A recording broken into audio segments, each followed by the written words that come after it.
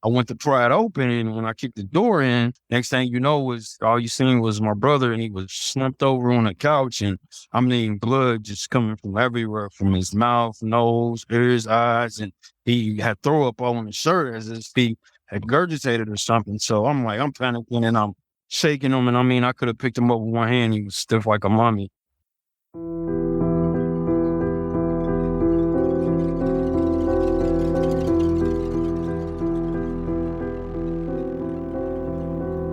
You're listening to River City Mystery Podcast, the show that delves into the Evansville and surrounding tri-state areas mysteries, including unsolved crimes, murders, and disappearances. A show that isn't afraid to jump down the rabbit hole to investigate reports of local hauntings, sightings of UFOs and cryptids, among other paranormal phenomena. With your host, co-founder of the Humans of Evansville Facebook page, law office worker by day, insomniac researcher of the unknown by night, Matt Dyke. Welcome to episode 13. We're going to be talking about the murder of 50-year-old Troy DeWayne Smith, who was shot in the back of his head while he sat in his own couch in his own apartment on the 500 block of South New York Avenue in Evansville, Indiana, on May 24th, 2020. His brother, Tehran, found his body. By all accounts, Troy was a nice, quiet guy. He had studied mechanical engineering at ITT Technical Institute and was working at Tri-State Resource Recovery. Initially, this case was classified as an overdose, so there was really no investigation into, a murder for several weeks. Once a coroner and the detectives figure out that he was actually shot in the head, several weeks had passed. A reporter noticed that there was a discrepancy in the police reportings of homicides and questioned the police about the discrepancy, and that's when it came forward that Troy was actually a homicide victim versus natural causes or overdose. And the case just kind of slipped through the cracks as far as the media went, and it's not been very public. And there are just a few articles about the murder to be found. And of course, this was during the beginning of COVID, so that story was probably on everyone's mind. And it's just an unfortunate situation where this particular murder did not have a lot of attention on it. And I've been talking to Troy's siblings, Tamara and Tehran, and Tehran agreed to talk about his perspective in the story, since he definitely has a unfortunately unique perspective, since he's the one who found his brother's body. And so this is Tehran's story. It was a holiday, and I was at a little get together, and next thing you know, I get a phone call from two people that used to be around my brother all the time, and they're with my brother like at least 3 or 4 times out of the week. So I get a call from them saying, "Have you heard from your brother?" And I was like, "I just talked to him the other night, but that was the last time I talked to him." But I called him a couple of days on his phone that day, and he wasn't answering, and it was going straight to voicemail and everything. So I said, it's not like him. So when these two people would call me, I rushed over there. They said they were over at my brother's apartment, which used to be my old apartment. I let my brother stay there and take it over. So this female friend of his, acquaintance, that called me and said that she was knocking on the door, and she heard his TV on, heard music playing and everything, but the screen door was locked, which is not normal.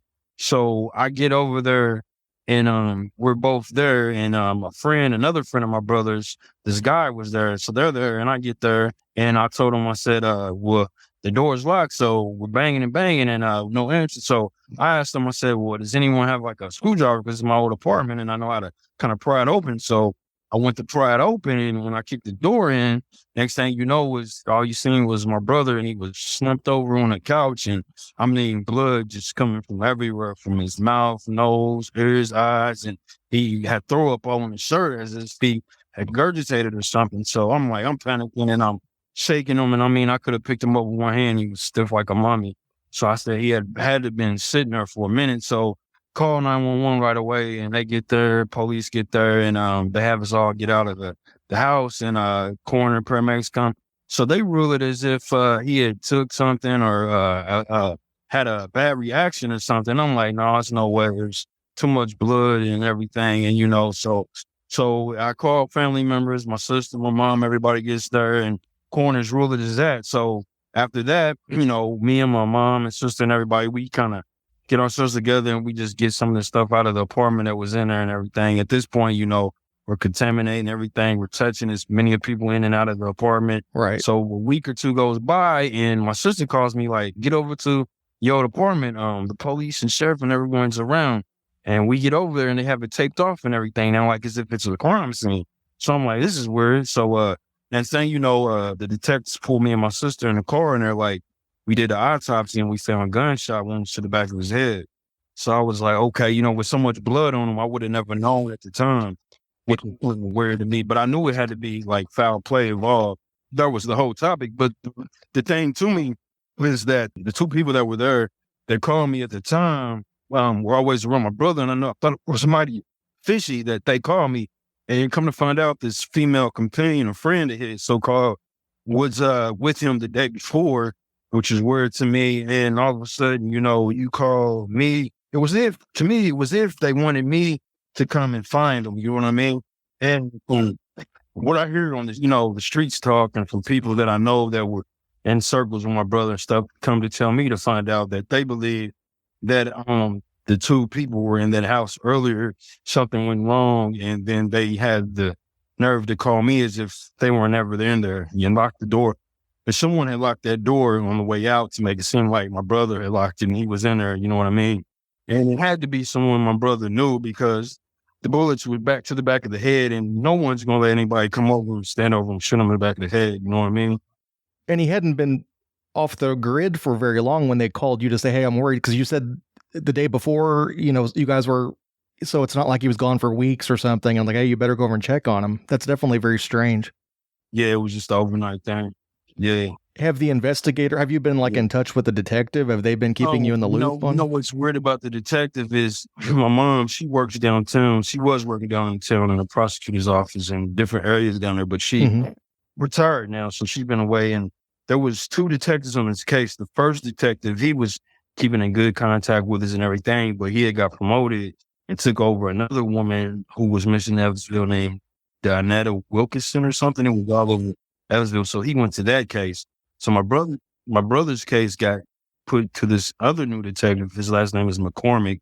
So this McCormick guy, when he first took over the case, was called us, kept in contact with us, said he was doing what he could and he was still investigating. And yet on top of this, my mom put out a $5,000 reward too if anyone had any information. So after that, after a week or two went by, it was dry. No contact from the detective, nothing. We hear nothing. So we're thinking, well, man, maybe it's a cold case. Not just last Friday when I got off work, did this detective call me and say that the case was not closed. He's still looking into it and he's trying to figure out some more information. And he's got a new type of Google research where he can go and look to see what my brother's phone was last recorded with cell towers and this and that. But the only reason he called me is because me and my sister had contacted a cousin of ours that is has a lot to do with the downtown. She's like real known in politics and stuff. Mm-hmm. So she got a hold of the Billy Bolin, the police captain in Evansville, and told him, well, this detective is not getting a hold of my family member, and they're not knowing what's going on, and it's I don't know if it's a cold case or what's going on. So not just this Friday, he called me and contacted me and said that he's going to be on vacation for a whole month this month, and when he does get back from vacation, he wants to set up a meeting with me, my sister, and my mom. I thought that was mighty odd for you just now to get back to us. Yeah, the timing is definitely strange, but at least I guess it's a good thing that he's at least, putting more attention on it. Right. Has he looked into the two? I mean, obviously, I think they've looked into the suspects, the two people who, you mentioned that were in the. They've all been kind of vetted by the detective, I'm assuming.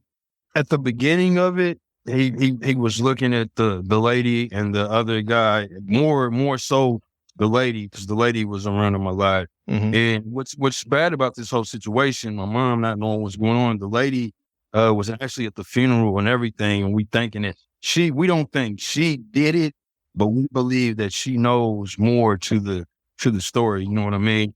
And from what I'm hearing on the streets, I can't prove anything, but from what I'm hearing on the streets is, and whoever did this, I'm pretty sure I know him too, because, my brother felt and trusted these people to come in his house for that to happen. So from what I heard was three people in this home, you know, and it was an argument that pursued from what I'm hearing on the streets. And this other fella who I heard, who I know and I see still to this day, I've approached him a couple of times, but he claims he has nothing to do with it. But 3 or 4 people told me that he was the shooter and he was the one in there. So, you know, I can't prove anything, say anything. And the detective has talked to this guy too, because at the time, right after this happened, the guy was locked up. And the detective said he went to one of his cells and talked to him. And the guy was just like, you know, fuck you. I don't want to talk about it, this and that, and made it try to blow it off. So he didn't say he had nothing to do with it. He just blew it off as if he wasn't saying anything. You know what I mean? So I'm like, you know, this is an ugly situation. But you know, no one, I guess people are scared. No one wants to come and say anything with their reward, which I understand, because the person, 2 or 3 of the people, one of the main resources I had that told me all this information is kin to the girl that was there, and she came and told me what she had heard the girl over saying in her house one time. So, you know, that right there kind of had me like, well, she might be on to something, and I've already, and then this guy who we believe had something to do with it a month prior to this had got into a physical altercation with my brother too. And there was a police report on this and everything. And I asked the detective, well, did you know this? And this happened previous. And he said, yeah. Okay. And that nothing was ever charged. He was, no one had, he aggravated assaulted my brother, but there was no charges brought up or anything. My brother didn't press charges. And there was another woman and guy in the house that he assaulted too, and no one pressed charges on him. So, you know, with that being said, nothing was ever done about it. So that was that too. Yeah, it's been a long, you know, I just wanted to have some kind of justice served or something, but you know, with everything going on, you know, it's just been a long battle. But I mean, not only my brother, I know there's a lot of cases going on around here inside right now with all kind of, you know, murders going on and no one coming forward. So there's definitely a lot of that. And I mean, you know, you just got to focus on one at a time. And your brother's case, you know, there's so little out there about this. And I thought, yeah, maybe I could put some attention on it. Maybe somebody will hear this and be like, you know, maybe I'll come forward and say this one little piece. Maybe that'll break open the case, because maybe that detective kind of agrees with you, but needs that one little tip or something to put him over that edge. And another thing too, like you just said, like I know a lot of these cases in Evansville, a lot of it was brought forward and broadcasted. But with my brother's situation, with them first pronouncing him, you know, just dying of like, you know, a natural cause and this and that, and then like 2 or 3 weeks later saying that it was you know, a homicide. It was never put in the paper. It was never, you know, mentioned until like weeks later, and it was already too late by then. So, you know, it was kind of swept under the rug. And the only way people knew that my brother was murdered by word of mouth or by me mentioning it, or, you know, something like that. But they did put it on the news. But when they put it on the news, it was already like, I want to say like weeks later. Yeah, because I was reading, one of the articles said, you know, they didn't even report it for weeks. I guess that makes sense, because they didn't report it for weeks, but because it was reported as, I guess, like an OD or something like that. So then when they flipped it over to a murder, then it was just kind of like updating paperwork kind of a situation. That probably didn't help. Was your brother involved in any sort of groups that did he have any enemies? I know he had this altercation with this guy a month earlier, but I mean, he seemed, from what I've read, like he was a pretty nice guy. And he was a pretty, well, I'll put it like this. Here's the whole deal. My brother, he was a pretty nice guy. He was quiet. He was the type of dude that wouldn't even harm a fly if the fly flew on him, you know what I mean? But what it was he was involved with the wrong people, the wrong crowd. And my brother had let a lot of people take advantage of him. And I think he had a little drug problem going on too.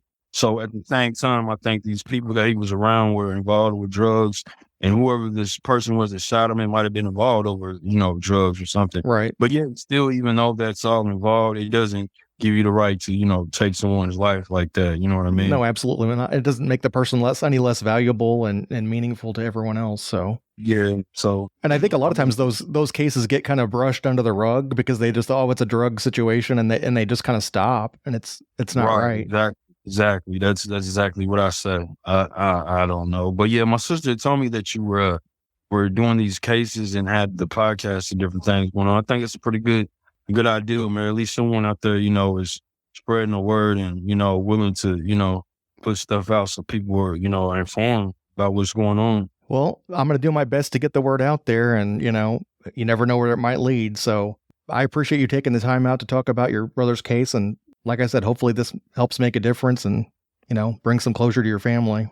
I got you. I truly appreciate you, man. If you have information that you think may be useful to this case, call the Evansville Police Department at 812-436-4025, or you can leave an anonymous tip at 800-78-CRIME. And Troy's family has put up that $5,000 reward for information leading to a successful prosecution in this case, so keep that in mind. I do have all these links and information on my show notes at rivercitymystery.com/13, so check that out. And thank you for joining me. Until next time, take care.